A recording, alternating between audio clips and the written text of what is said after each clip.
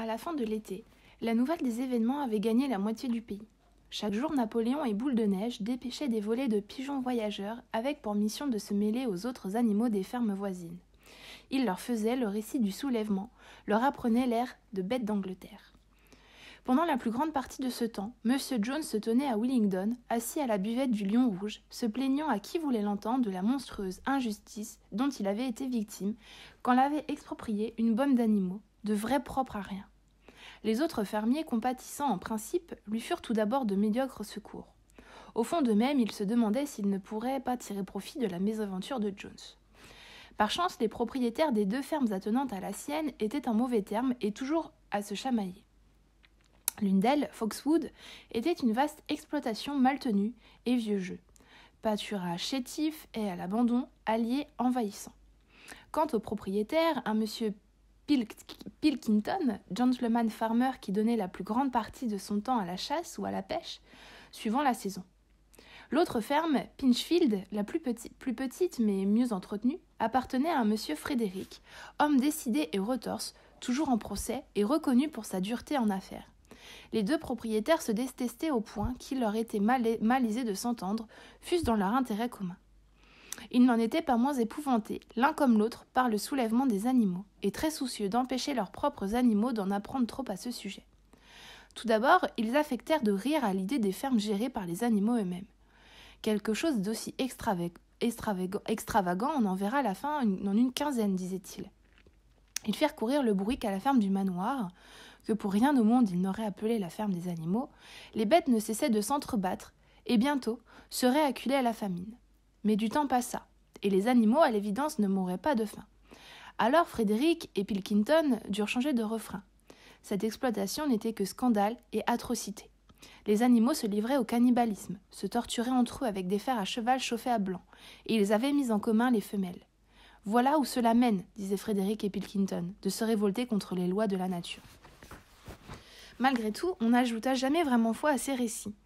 Une rumeur gagnait même, vague, floue et captieuse, d'une ferme magnifique dont les humains avaient été éjectés et où les animaux se gouvernaient eux-mêmes, et au fil des mois, une vague d'insubordination déferla dans les campagnes. Des taureaux jusque-là dociles étaient pris de fureur noire. Les moutons abattaient les haies pour mieux dévorer le trèfle. Les vaches ruaient, renversant les seaux. Les chevaux se déroubaient devant l'obstacle, culbutant les cavaliers. Mais surtout, l'air et jusqu'aux paroles de bêtes d'Angleterre gagnaient partout du terrain. L'hymne révolutionnaire s'étant répandu avec une rapidité stupéfiante, l'entendant, les humains ne dominaient plus leur fureur, tous en prétendant qu'ils le trouvaient ridicule sans plus. Il leur échappait, disait-il, que même des animaux puissent s'abaisser à d'aussi viles bêtises. Tout animal surpris à chanter bête d'Angleterre se voyait sur le champ donner la bastonnade. Et pourtant l'hymne gagnait toujours du terrain, irrésistible. Les merles le sifflaient dans les haies, les pigeons le roucoulaient dans les ormes, il se mêlait au tapage du maréchal Ferrand, comme à la mélodie des cloches. Et les humains, à son écoute, en leur fort intérieur, tremblaient comme à l'annonce d'une prophétie funeste. Au début d'octobre, une fois le blé coupé, mis en meule et en partie battu, un vol de pigeons vint tourbillonner dans les airs, puis dans la plus grande agitation se posa dans la cour de la ferme des animaux. Jones et tous ses ouvriers, accompagnés d'une demi-douzaine d'hommes de Main et de Foxwood et de Pinchfield, avaient franchi la clôture aux 5 barreaux et gagné la maison par le chemin de terre. Tous étaient armés de gourdins, sauf Jones, qui allait en tête, fusil en main. Sans nul doute, ils entendaient reprendre possession des lieux. À cela, on s'était attendu de longue date, et toute précaution était prise. Boule de Neige avait étudié les campagnes de Jules César dans un vieux bouquin découvert dans le corps de logis, et il dirigeait les opérations défensives. Promptement, il donna ses ordres, et en peu de temps, chacun fut à son poste. Comme les humains vont atteindre les dépendances, Boule de Neige lance sa première attaque. Les pigeons, au nombre de 35, survolent le bataillon ennemi à modeste altitude, et lâchent leurs fientes sur le crâne des assaillants.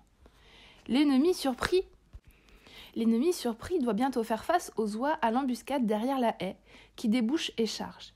Du bec, elles s'en prennent aux mollets. Encore ne sont cela qu'escarmouches et menues diversions. Bientôt d'ailleurs, les humains repoussent les oies, à grands coups de gourdin. Mais alors Boule de Neige lance sa seconde attaque. En personne, il conduit ses troupes à l'assaut, soit Edmé, la chèvre blanche, et tous les moutons. Et tous se ruent sur les hommes, donnant du boutoir et de la corne, les harcelant de toutes parts.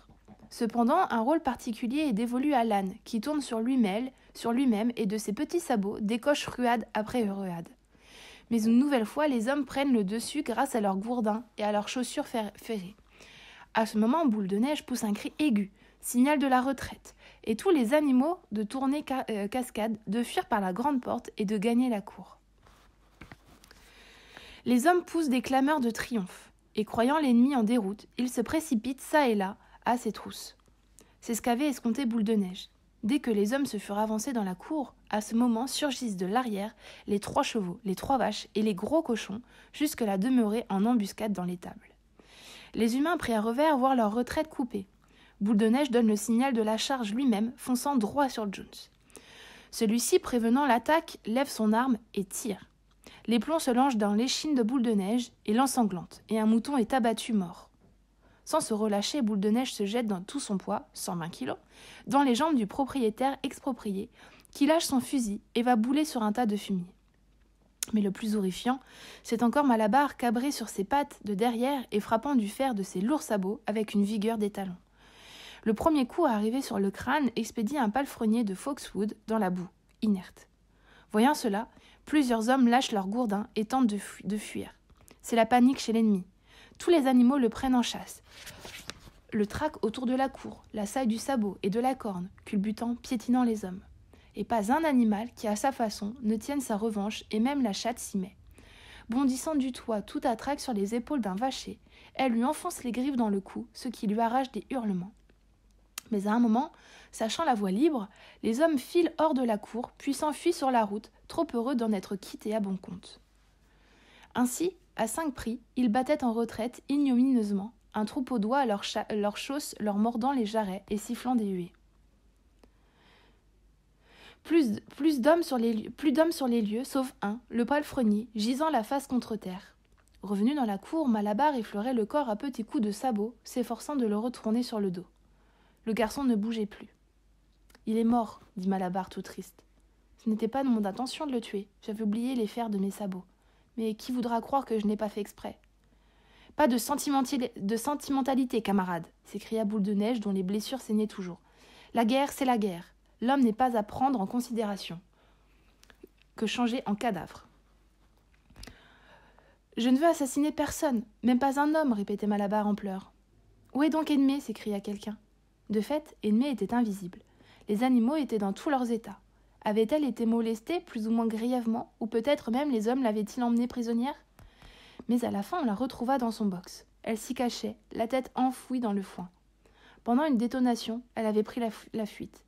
Plus tard, quand les animaux revinrent dans la cour, ce fut pour s'apercevoir que le garçon d'écurie, ayant repris connaissance, avait décampé. De nouveau rassemblés, les animaux étaient au comble de l'émotion, et à tue-tête, chacun racontait ses prouesses au combat. À l'improviste et sur le champ, la victoire fut célébrée. On hissa les couleurs, on chanta Bête d'Angleterre plusieurs fois de suite. Enfin, le mouton qui avait donné sa vie à la cause fut l'objet de funérailles solennelles. Sur sa tombe, on planta une aubépine. Au bord de la fosse, Boule de Neige prononça une brève allocution. Les animaux, déclara-t-il, doivent se tenir prêts à mourir pour leur propre ferme. À l'unanimité, une décoration militaire fut créée, celle de héros animal première classe, et elle fut conférée, séance tenante, à Boule de Neige et à Malabar. Il s'agissait d'une médaille en cuivre. En fait, on l'avait trouvée dans la sellerie car autrefois, elle avait servi de parure au collier des chevaux, et portée les dimanches et jours fériés. Une autre décoration, celle de héros animal deuxième classe, fut à titre posthume décernée aux moutons.